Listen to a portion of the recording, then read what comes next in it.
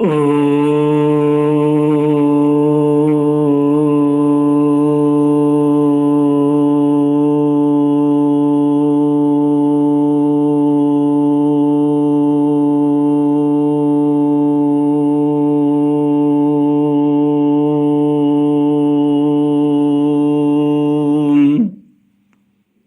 श्री गुरुचरण कमलेभ्यो नमः। श्री गणेशाय नमः। श्री सरस्वत्यै नमः। श्री विष्णवे नमः। श्री कृष्ण गोविंद हरे मुरारे, हे नाथ नारायण वासुदेव। श्री कृष्ण गोविंद हरे मुरारे, हे नाथ नारायण वासुदेव। हे नाथ नारायण वासुदेव। हे नाथ नारायण वासुदेव। हे नाथ नारायण वासुदेव। श्री कृष्ण गोविंद हरे मुरारे, हे नाथ नारायण वासुदेव। ओम नमो भगवते वासुदेवाय। ओम नमो भगवते वासुदेवाय। ओम नमो भगवते वासुदेवाय। ओम नमो भगवते वासुदेवाय। ओम नमो भगवते वासुदेवाय। ओम नमो भगवते वासुदेवाय। कृष्णाय वासुदेवाय हरये परमात्मने प्रणतक्लेशनाशाय गोविन्दाय नमो नमः। कृष्णाय वासुदेवाय देवके नन्दनाय च नन्दगोपकुमाराय गोविन्दाय नमो नमः। सच्चिदानन्दरूपाय विश्वोत्पत्त्यादिहेतुवे तापत्रयविनाशाय श्रीकृष्णाय वयं नमः। सच्चित आनंद स्वरूप परमात्मा जो सृष्टि के उत्पत्ति पालन और श्रृंगार करता है तथा जीवों के आध्यात्मिक आदि दैविक आदि भौतिक तापों को नष्ट करने वाले हैं, अर्थात जीवों के मानसिक शारीरिक और भौतिक दुखों को दूर करने वाले हैं, उन श्री कृष्ण भगवान को हम नमस्कार करते हैं। श्री कृष्ण गोविंद हरे मुरारे, हे नाथ नारायण वासुदेव। श्रीमद्भागवत 10वां स्कंद अथ षट्सप्ततितमोऽध्यायः। श्रीशुकोवाच अथान्यदपि कृष्णस्य शृणु कर्माद्भुतं नृप। क्रीडा नरशरीरस्य यथा सौभपतिर्हत। शिशुपालसखा शाल्वो रुक्मण्युद्वाह आगत। यदुभिर्निर्जित स्वंखे जरासन्धादयस्तथा। श्रीमद्भागवत 10वां स्कंद 76वां अध्याय। शाल्व के साथ यादवों का युद्ध। श्री सुखदेव जी कहते हैं, परीक्षित, अब मनुष्य की सी लीला करने वाले भगवान श्री कृष्ण का एक और भी अद्भुत चरित्र सुनो। इसमें यह बताया जाएगा कि सौभ नामक विमान का अधिपति शाल्व किस प्रकार भगवान के हाथ से मारा गया। शाल्व शिशुपाल का सखा था और रुक्मिणी के विवाह के अवसर पर बारात में शिशुपाल की ओर से आया हुआ था।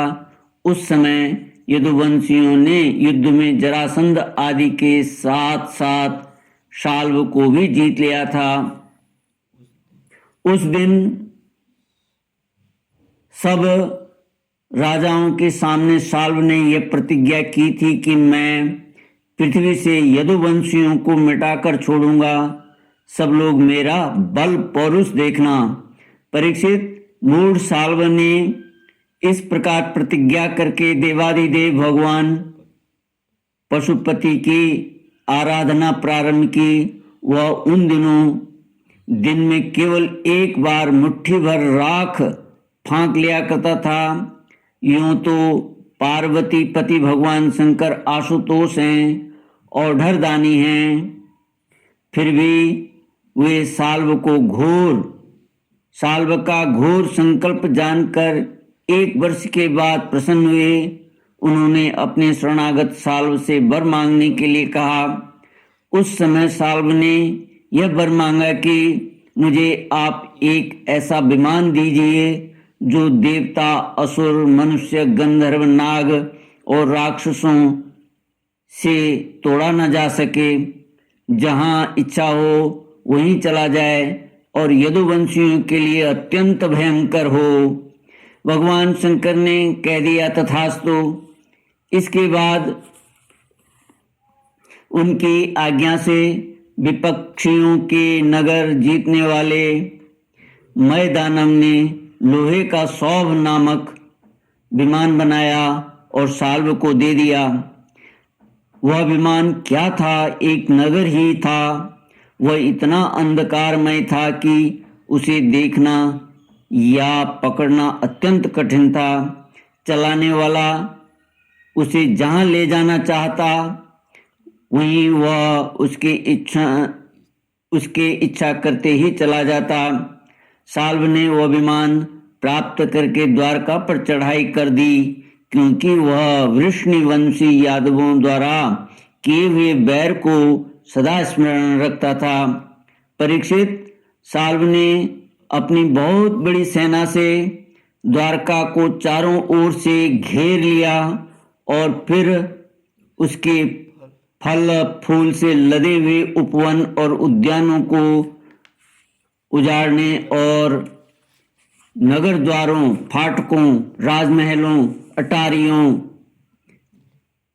दीवारों और नागरिकों के मनोविनोद के स्थानों को नष्ट भ्रष्ट करने लगा। उस श्रेष्ठ विमान से शस्त्रों की झड़ी लग गई। बड़ी बड़ी चट्टानें, वृक्ष, वज्र, सर्प और ओले बरसने लगे। बड़े जोर का बवंडर उठ खड़ा हुआ। चारों ओर धूली धूल छा गई। परीक्षित, वह प्राचीन काल में जैसे त्रिपुरासुर ने सारी पृथ्वी को पीड़ित कर रखा था, वैसे ही शाल्व के विमान ने नगर द्वारकापुरी को अत्यंत पीड़ित कर दिया। वहां के नर नारियों को कहीं एक क्षण के लिए भी शांति न मिली। परम यशस्वी वीर भगवान प्रद्युम्न ने देखा हमारी प्रजा को बड़ा कष्ट हो रहा है, तब उन्होंने रथ पर सवार होकर सबको ढाढ़स बनाया और कहा कि डरो मत। उनके पीछे पीछे सात्यकी, चारुदेशन, सांब भाइयों के साथ अक्रूर, कृतवर्मा, भानुविंद, गद, शुक, सारण आदि बहुत से वीर बड़े बड़े धनुष धारण करके निकले। ये सब के सब महारथी थे। सबने कवच पहन रखे थे और सबकी रक्षा के लिए बहुत से रथ, हाथी, घोड़े तथा पैदल सेना साथ साथ चल रही थी। इसके बाद प्राचीन काल में जैसे देवताओं के साथ असुरों का घमासान युद्ध हुआ था, वैसे ही शाल्व के सैनिकों और यदुवंशियों का युद्ध होने लगा। उसे देखकर लोगों के रोंगटे खड़े हो जाते थे। प्रद्युम्न जी ने अपने दिव्य अस्त्रों से क्षण भर में ही सौभपति शाल्व की सारी माया काट डाली। ठीक वैसे ही जैसे सूर्य अपनी प्रखर किरणों से रात्रि का अंधकार मिटा देते हैं। प्रद्युम्न जी के बाणों में सोने के पंख एवं लोहे के फल लगे हुए थे। उनकी गांठें जान नहीं पड़ती थी। उन्होंने ऐसे ही 25 बाणों से साल्व के सेनापति को घायल कर दिया। परम मनस्वी प्रद्युम्न जी ने सेनापति के साथ ही साल्व को भी 100 बाण मारे।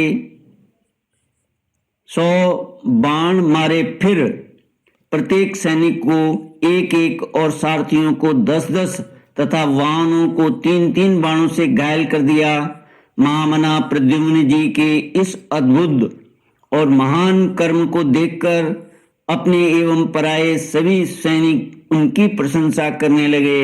श्री कृष्ण गोविंद हरे मुरारे, हे नाथ नारायण वासुदेव। श्री सुखदेव जी कहते हैं, परीक्षित, मैं दानव का बनाया हुआ साल्व का वह विमान अत्यंत मायामय था। वह इतना विचित्र था कि कभी अनेक रूपों में दिखता तो कभी एक रूप में, कभी दिखता तो कभी न भी दिखता। यदुवंशियों को इस बात का पता ही न चलता कि वह इस समय कहाँ है। वह कभी पृथ्वी पर आ जाता तो कभी आकाश में उड़ने लगता, कभी पहाड़ की चोटी पर चढ़ जाता तो कभी जल में तैरने लगता। वह अलात चक्र के समान मानो कोई दुमुही लुकारियों की बनेठी भांज रहा हो घूमता रहता। एक क्षण के लिए भी कहीं ठहरता न था। साल्व अपने विमान और सैनिकों के साथ जहां जहां दिखाई पड़ता वहीं वहीं यदुवंशी सेनापति बाणों की झड़ी लगा देते थे। उनके बाण सूर्य और अग्नि के समान जलते हुए तथा विषैले सांप की तरह असह्य होते थे। उनसे साल्व का नगराकार विमान और सेना अत्यंत पीड़ित हो गई। यहाँ तक कि यदुवंशियों के बाणों से साल्व स्वयं मूर्छित हो गया। परीक्षित, साल्व के सेनापतियों ने भी यदुवंशियों पर खूब शस्त्रों की वर्षा कर रखी थी। इससे वे अत्यंत पीड़ित थे, परंतु उन्होंने अपना अपना मोर्चा नहीं छोड़ा। वे सोचते थे कि मरेंगे तो परलोक बनेगा और जीतेंगे तो विजय की प्राप्ति होगी। परीक्षित, साल्व के मंत्री का नाम था धिमान, जिसे पहले प्रद्युम्न जी ने 25 बाण मारे थे। वह बहुत बली था। उसने झपट कर प्रद्युम्न जी पर अपनी फौलादी गदा से बड़े जोर से प्रहार किया और मार लिया कहकर गरजने लगा। परीक्षित, गदा की चोट से शत्रु दमन प्रद्युम्न जी का वक्ष स्थल फट सा गया। दारुक का पुत्र उनका रथ हाँक रहा था। वह सारथी धर्म के अनुसार उन्हें रणभूमि से हटा ले गया। 2 घड़ी में प्रद्युम्न जी की मूर्छा टूटी। तब उन्होंने सारथी से कहा, सारथी, तूने यह बहुत बुरा किया। हाय हाय, तू मुझे रणभूमि से हटा लाया। सूत, हमने ऐसा कभी नहीं सुना कि हमारे वंश का कोई भी वीर कभी रणभूमि छोड़कर अलग हट गया हो। यह कलंक का टीका तो केवल मेरे ही सिर लगा। सचमुच सूत, तू कायर है, नपुंसक है। बतला तो सही, अब मैं अपने ताऊ बलराम जी और पिता श्री कृष्ण के सामने जाकर क्या कहूँगा। अब तो सब लोग यही कहेंगे ना कि मैं युद्ध से भाग गया। उनके पूछने पर मैं अपने अनुरूप क्या उत्तर दे सकूंगा। मेरी भाभियां हंसती हुई मुझसे साफ साफ पूछेंगी कि कहो वीर, तुम नपुंसक कैसे हो गए? दूसरों ने युद्ध में तुम्हें नीचा कैसे दिखा दिया? सूत, अवश्य ही तुमने मुझे रणभूमि से भगाकर अक्षम्य अपराध किया है। सारथी ने कहा, आयुष्मान, मैंने तो जो कुछ किया है सारथी का धर्म समझकर ही किया। मेरे समर्थ स्वामी, युद्ध का ऐसा धर्म है कि संकट पड़ने पर सारथी रथी की रक्षा कर ले और रथी सारथी की। इस धर्म को समझते हुए ही मैंने आपको रणभूमि से हटाया है। शत्रु ने आप पर गदा प्रहार किया था, जिससे आप मूर्छित हो गए थे, बड़े संकट में थे, इसी से मुझे ऐसा करना पड़ा। श्री कृष्ण गोविंद हरे मुरारे, हे नाथ नारायण वासुदेव। इति श्रीमद्भागवते महापुराणे पारमहंस्यां संहितायां दशमस्कन्धे उत्तरार्धे शाल्वयुद्धे षट्सप्ततितमोऽध्यायः। ॐ पूर्णमद पूर्णमिदं पूर्णात् पूर्णमुदच्यते पूर्णस्य पूर्णमादाय पूर्णमेवावशिष्यते। ओम शांति शांति शांति। हरि ओम। श्री गुरुभ्यो नमः। हरि